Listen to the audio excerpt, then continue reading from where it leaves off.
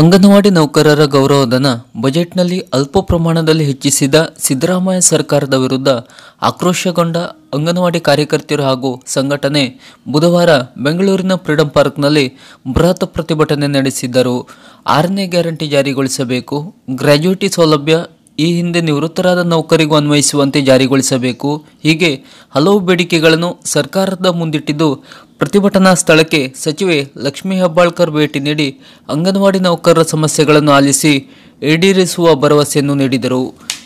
AITUC, ಟಿಯುಸಿಸಿ ಮತ್ತು AITUC ಕಾರ್ಮಿಕ ಸಂಘಟನೆಗಳ ಅಂಗನವಾಡಿ ನೌಕರರ ಸಂಘಟನೆಗಳ ಜಂಟಿ ವೇದಿಕೆಯಾದ ಕರ್ನಾಟಕ ರಾಜ್ಯ ಅಂಗನವಾಡಿ ಕಾರ್ಯಕರ್ತರು ಮತ್ತು ಸಹಾಯಕಿಯರ ಸಂಘಟನೆಗಳ ಸಂಯುಕ್ತ ಸಂಘರ್ಷ ಸಮಿತಿಯ ನೇತೃತ್ವದಲ್ಲಿ ಬೆಂಗಳೂರಿನ ಫ್ರೀಡಂ ಪಾರ್ಕ್ನಲ್ಲಿ ಬೃಹತ್ ಪ್ರತಿಭಟನೆ ಜರುಗಿತು. ಪ್ರಸಕ್ತ ಬಜೆಟ್ನಲ್ಲಿ ಅಲ್ಪ ಪ್ರಮಾಣದ ಗೌರವಧನ ಹೆಚ್ಚಿಸಿರುವ ಸರ್ಕಾರದ ಕ್ರಮ ಸರಿಯಿಲ್ಲ. ಕನಿಷ್ಠ ವೇತನಕ್ಕೆ ಸಮಾನವಾಗಿ ಗೌರವಧನ ಹೆಚ್ಚಿಸಬೇಕು. ಗೌರವಧನ ಹೆಚ್ಚಳದ 6ನೇ ಗ್ಯಾರಂಟಿ ಜಾರಿಗೊಳಿಸಬೇಕು. ಅಲ್ಲದೆ ಸೇವೆಗೆ ಸೇರಿ 2011ರಿಂದ ನಿವೃತ್ತರಾದ ಎಲ್ಲ ಅಂಗನವಾಡಿ ಕಾರ್ಯಕರ್ತರು ಮತ್ತು ಸಹಾಯಕಿಯರಿಗೆ ಗ್ರ್ಯಾಚ್ಯುಟಿ ಸೌಲಭ್ಯ ಜಾರಿಗೊಳಿಸಬೇಕೆಂದು ಒತ್ತಾಯ ಕೇಳಿಬಂದಿತು. ರಾಜ್ಯದ ವಿವಿಧ ಜಿಲ್ಲೆಗಳಿಂದ ಆಗಮಿಸಿದ ಪ್ರತಿಭಟನೆಯಲ್ಲಿ ಪಾಲ್ಗೊಂಡಿದ್ದ ಸಾವಿರಾರು ಸಂಖ್ಯೆಯ ಅಂಗನವಾಡಿ ಕಾರ್ಯಕರ್ತರು ಮತ್ತು ಸಹಾಯಕಿಯರು ಸರ್ಕಾರದ ನಡೆಗೆ ಬೇಸರ ವ್ಯಕ್ತಪಡಿಸಿದರು. ಸರ್ಕಾರದ ವಿರುದ್ಧ ಘೋಷಣೆ ಕೂಗಿ ನಮ್ಮ ಅಳಲನ್ನು ಆಲಿಸುವಂತೆ ಮನವಿ ಮಾಡಿದರು. ರಾಜ್ಯ ಸರ್ಕಾರ ತಮ್ಮ ಬೇಡಿಕೆಗಳ ಈಡೇರಿಕೆಗೆ ಕೂಡಲೇ ಕ್ರಮ ಕೈಗೊಳ್ಳಬೇಕೆಂದು ಈ ಸಮಯದಲ್ಲಿ ಆಗ್ರಹಿಸಿದರು. ಕಳೆದ ಚುನಾವಣಾ ಸಂದರ್ಭದಲ್ಲಿ ಅಂಗನವಾಡಿ ಕಾರ್ಯಕರ್ತೆಯರು ಮತ್ತು ಸಹಾಯಕಿಯರಿಗೆ ಕ್ರಮವಾಗಿ ಮಾಸಿಕವಾಗಿ ₹15,000 ಮತ್ತು ₹10,000 ಗೌರವಧನ ಹೆಚ್ಚಿಸುವುದಾಗಿ ಭರವಸೆ ನೀಡಲಾಗಿತ್ತು. ಆದರೆ ಪ್ರಸಕ್ತ ಬಜೆಟ್ನಲ್ಲಿ ₹1,000 ಮತ್ತು ₹750 ಮಾತ್ರವೇ ಹೆಚ್ಚಿಸಲಾಗಿದೆ. ಈ ಮೂಲಕ ಸರ್ಕಾರ ಕೊಟ್ಟ ಮಾತಿಗೆ ತಪ್ಪಿದೆ ಎಂದು ಅಂಗನವಾಡಿ ನೌಕರರು ಆಕ್ರೋಶವನ್ನು ಹೊರಹಾಕಿದರು.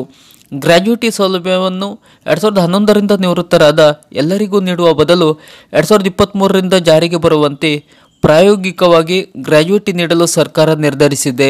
ಸರ್ಕಾರದ ಈ ಕ್ರಮವನ್ನು ತೀವ್ರವಾಗಿ ವಿರೋಧ ವ್ಯಕ್ತಪಡಿಸಿದ ಅಂಗನವಾಡಿ ಸಂಘಟನೆಗಳ ನಿವೃತ್ತರೆಲ್ಲರಿಗೂ ಅನ್ವಯವಾಗುವಂತೆ ಜಾರಿಗೊಳಿಸಬೇಕು ಎಂದು ಅವರು ಪಟ್ಟನ್ನು ಹಿಡಿದಿದ್ದರು.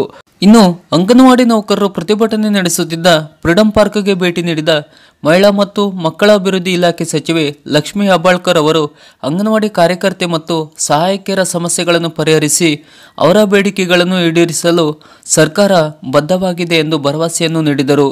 ಈ ಬಗ್ಗೆ ಚರ್ಚಿಸಲು ಮತ್ತು 2011ರಿಂದ ನಿವೃತ್ತರಾದ ಎಲ್ಲರಿಗೂ ಗ್ರ್ಯಾಚ್ಯುಟಿ ಸೌಲಭ್ಯ ನೀಡುವ ಕುರಿತಂತೆ ನಾಳೆ ಗುರುವಾರ ಮಾರ್ಚ್ 20ರಂದು ತಮ್ಮ ಅಧ್ಯಕ್ಷತೆಯಲ್ಲಿ ಅಂಗನವಾಡಿ ಸಂಘಟನೆಗಳ ನಾಯಕರುಗಳ ಸಭೆ ನಡೆಸಿ ತೀರ್ಮಾನ ತೆಗೆದುಕೊಳ್ಳಲಾಗುವುದು ಎಂದು ಈ ಸಮಯದಲ್ಲಿ ಅಂಗನವಾಡಿ ನೌಕರರಿಗೆ ಭರವಸೆಯನ್ನು ನೀಡಿದರು.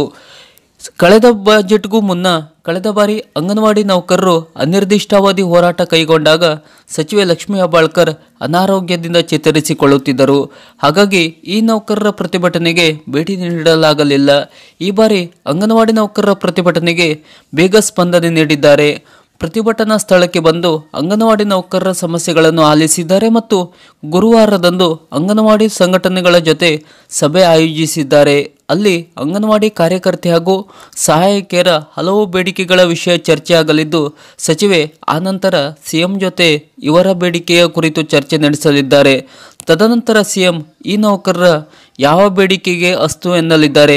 ಮತ್ತೆ ಗೌರವಧನ ಹೆಚ್ಚಳ ಮಾಡಲು ಒಪ್ಪುತ್ತಾರಾ? ಗ್ರ್ಯಾಚ್ಯುಟಿ ಸೌಲಭ್ಯ ಎಲ್ಲರಿಗೂ ಸಿಗಬಹುದಾ? ಕಾದು ನೋಡಬೇಕಾಗಿದೆ. ನಿಮ್ಮ ಅನಿಸಿಕೆಗಳನ್ನು ಕಮೆಂಟ್ ಬಾಕ್ಸ್ನಲ್ಲಿ ನಮ್ಮೊಂದಿಗೆ ಹಂಚಿಕೊಳ್ಳಿ ಹಾಗೂ ನಮ್ಮ ಚಾನಲನ್ನು ಸಬ್ಸ್ಕ್ರೈಬ್ ಮಾಡಿ ನಮ್ಮನ್ನು ಬೆಂಬಲಿಸಿ. ನಮಸ್ಕಾರ.